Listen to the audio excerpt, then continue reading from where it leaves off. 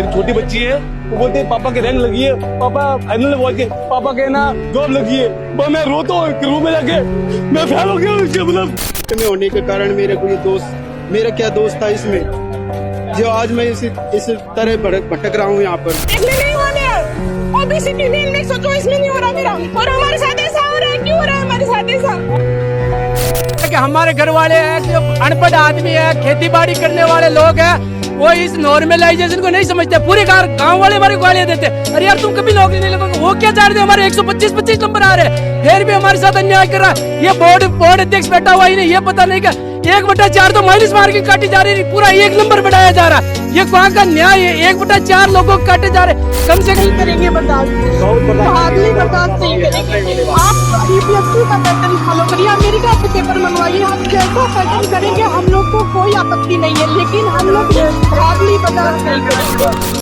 Unemployment, बेरोजगारी। Unemployment is a biggest problem in our country. बेरोजगारी एक ऐसी समस्या है जिस पर ना कभी कोई बात करना चाहता है, ना ही इसका कोई सल्यूशन ढूंढा जाता है।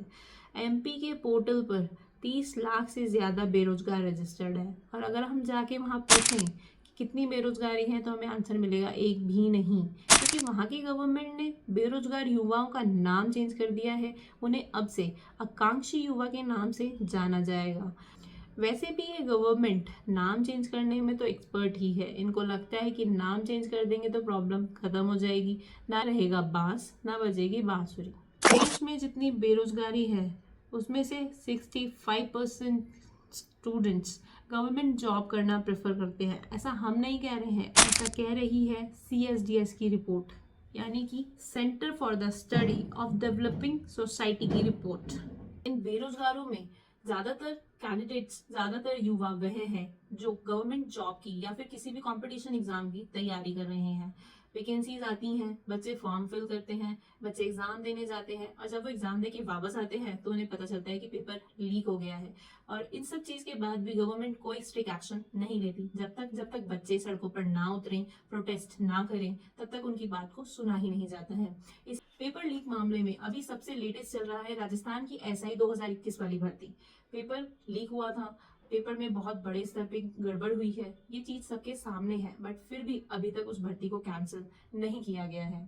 अगर पेपर लीक नहीं होता है तो रिजल्ट में गड़बड़ हो जाती है। शिफ्ट वाइज एग्जाम हुआ था, इसलिए गवर्नमेंट को नॉर्मलाइजेशन का तरीका अपनाना पड़ता है। नॉर्मलाइजेशन के चक्कर में कुछ बच्चों के मार्क्स कम हो जाते हैं और कुछ बच्चों के मार्क्स बढ़ जाते हैं। इसी के लिए हम आपको एक एग्जाम्पल देते हैं, राजस्थान का एनिमल अटेंडेंट का एग्जाम, जिसका रिजल्ट अभी जारी हुआ है, जो कुछ 6 शिफ्टों में एग्जाम लगा था, जिसमें फर्स्ट शिफ्ट और 4th शिफ्ट के बच्चों के मार्क्स कम कर दिए गए और 6th शिफ्ट के मार्क्स बढ़ा दिए गए। फर्स्ट और 4th शिफ्ट में कुछ 11 से 15 के बीच में मार्क्स कम कर दिए गए। 6th शिफ्ट के अंदर 20 से 25 मार्क्स इंक्रीज कर दिए गए। जो बच्चे पहले सिलेक्ट हो रहे थे, नॉर्मलाइजेशन की वजह से वो बच्चे बाहर हो जाते हैं, और जो पहले सिलेक्ट नहीं हो रहे थे वो बच्चे सिलेक्ट हो जाते हैं।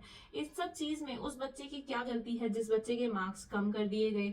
उसकी ये गलती है कि वो शिफ्ट में बैठा था।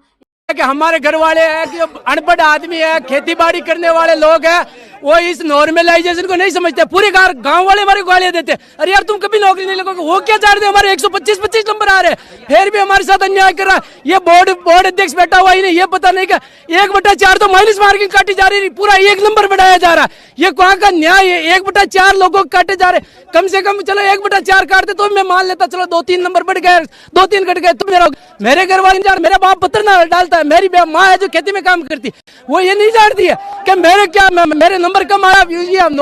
ये पूछते तो मैं 124 नंबर, अरे 124 नंबर होते तो मैंने कहा ये रहा मेरे पास मार्कशीट, आज मेरे ये कंधे पे डर रही है। मैंने कहा मार्कशीट चेक कर ले, हुआ क्या? मैंने कहा 36 नंबर एक बढ़ रहे हैं, तो 36 124 में मेरे 12 के पीछे गए, और उसके 36 मेरे से वो 36 नंबर आगे निकल गया। मैं रहा कहाँ? मैं रहा ही नहीं उस भर्ती में, मैं रहा ही नहीं हूँ। और उन्होंने हमारे साथ इतना अत्याचार किया। मेरे घर वाले ये नहीं समझते, कहा हमारी शादी नहीं हो रही, साली कोई हमारे लड़की देने के लिए राजी नहीं है, और हम गरीब परिवार के हैं साहब। मेरे घर के अंदर में 3 बहन भाई है, और उसमें से मैं दूसरे नंबर पे हूँ। सब पढ़े लिखे हैं, कोई किसी कारण भर्ती घोटाले से, कभी कोई तो अगर पेपर शिफ्ट वाइज नहीं होता है तो पेपर में क्वेश्चन डिलीट कर दिए जाते हैं। इसके लिए हम एग्जाम्पल लेते हैं, अभी राजस्थान में हुआ जूनियर अकाउंटेंट का एग्जाम, जिसके अंदर 300 क्वेश्चंस थे। 300 क्वेश्चंस में से 23 क्वेश्चन डिलीट कर दिए, की वजह से 69 मार्क्स का डिफरेंस आया। 3 क्वेश्चंस। पेपर बनाने वाले लोग उस सब्जेक्ट के एक्सपर्ट्स होते हैं जिसका पेपर वो बना रहे हैं, तो एक पेपर में 23 क्वेश्चन गलत होना it's not a normal thing. बच्चा क्यों सफर करे इन सब चीज के लिए? उसने मेहनत करी, उसको सिलेक्शन नहीं मिला, क्यों? या तो आपने नॉर्मलाइजेशन कर दिया, या पेपर लीक हो गया, या फिर क्वेश्चन डिलीट कर दिए। नेक्स्ट हम बात करते हैं बेरोजगारी पे। तो बेरोजगारी इस हद तक है कि यूपी पुलिस कांस्टेबल की वैकेंसी आई थी कुछ 60,000 पोस्टों पे, जिसके लिए 50 लाख फॉर्म्स भरे गए थे। एक कांस्टेबल की वैकेंसी के लिए 50 लाख फॉर्म भरे गए थे। वो पेपर भी लीक हो जाता है। बच्चों ने प्रोटेस्ट किया, सड़कों पे उतरे, हंगामा किया, तब जाके यूपी गवर्नमेंट ने एक्शन लिया, पेपर को कैंसिल किया और विद इन 6 मंथ री एग्ज़ाम करवाया। नेक्स्ट हम आते हैं बिहार के बीपीएससी एग्ज़ाम के बारे में। वो पेपर भी लीक हुआ था, बच्चों ने प्रोटेस्ट किया तो बच्चों को मिली लाठियाँ। ये आपके देश का युवा है जिसके साथ इतना अनफेयर होता है। अगर वो आवाज़ उठाता है तो उसे क्या मिलता है? डंडे, लाठियाँ। नेक्स्ट हम बात करते हैं group D, railway group D के एग्ज़ाम की, जो 2019 की वैकेंसी थी, जिसके अंदर 1 लाख समथिंग कुछ वैकेंसियाँ थी, जिसके लिए 1 करोड़ से भी ज़्यादा फॉर्म फिल किए गए थे, जिसमें क्वालिफिकेशन थी 10th पास। और उसमें जो बच्चे फॉर्म फिल कर रहे थे वो थे बीटेक, एमबीए। छोटी छोटी वैकेंसीज के लिए, छोटी छोटी पोस्टों के लिए बड़ी बड़ी डिग्री होल्डर्स फॉर्म भर रहे हैं। तो सोचो आप बेरोजगारी किस हद तक है।